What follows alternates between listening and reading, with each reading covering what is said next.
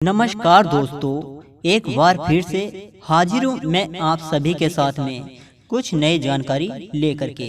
दोस्तों, आज मैं आपको बताने जा रहा हूँ भगत सिंह के फांसी लगने के बारे में। दोस्तों, क्या महात्मा गांधी चाहते तो भगत सिंह और उनके साथी को फांसी लगने से बचा सकते थे, लेकिन उन्होंने ऐसा क्यों नहीं किया? आइए जान लेते हैं।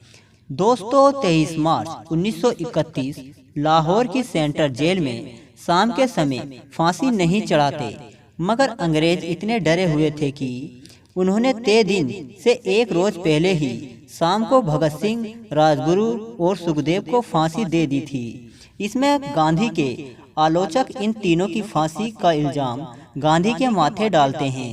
तो क्या सच में ये फांसी गांधी की नाकामी थी? उन्होंने ऐसा क्यों किया?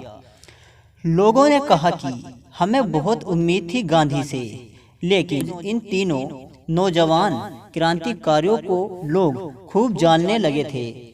एक तो जेल में कैदियों के अधिकारों को लेकर चलाई गई उनकी लंबी भूख हड़ताल, और फिर कोर्ट ट्रायल के समय उनका विवाद, ये मामला बहुत चर्चित हो गया था। गांधी उस समय के सबसे बड़े नेता थे। 100 लोगों ने उम्मीद लगाई हुई थी कि वो कुछ करेंगे। 17 फरवरी 1931 गांधी और वायसराय इरवनी के बीच बातचीत शुरू हुई।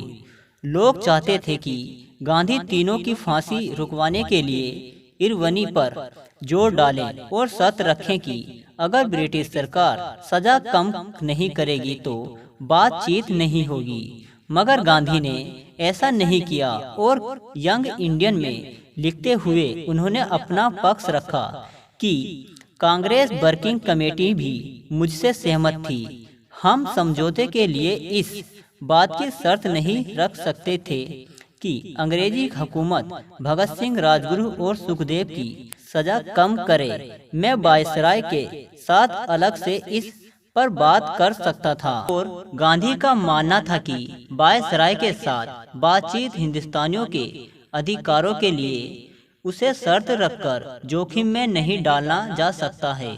लेकिन गांधी ने वायसराय के सामने फांसी रोकने और टालने का मुद्दा कई बार उठाया। 18 फरवरी की इस बातचीत के बारे में बताते हुए उन्होंने लिखा है, इस मुद्दे की हमारी बातचीत से संबंध नहीं है।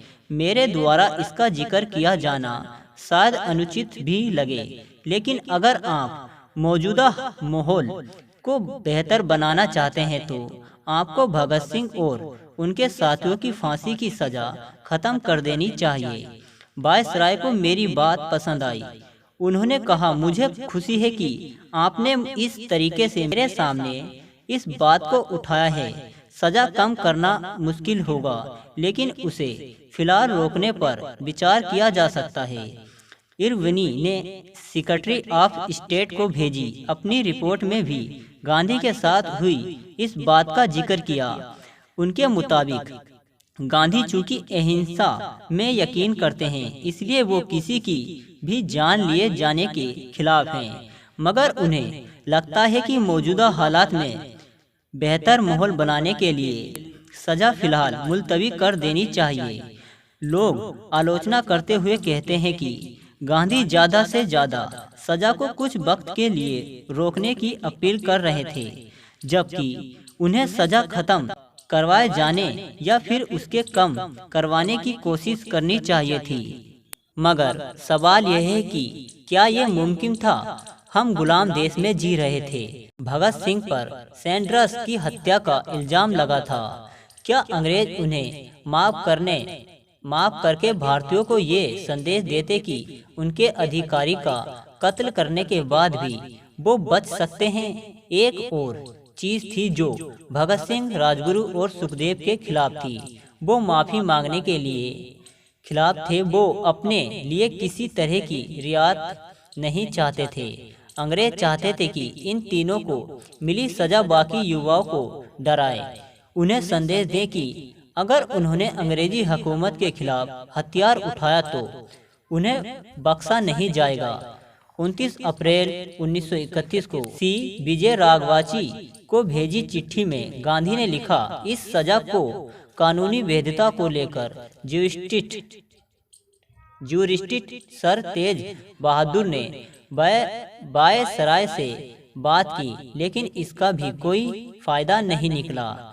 और अंत में गांधी ना तो भगत सिंह, राजगुरु और सुखदेव की सजा कम करवा सके और ना ही उन्हें फांसी से बचा सके। तो दोस्तों, आपको यह वीडियो पसंद आया हो तो वीडियो को एक लाइक जरूर कर दें। धन्यवाद।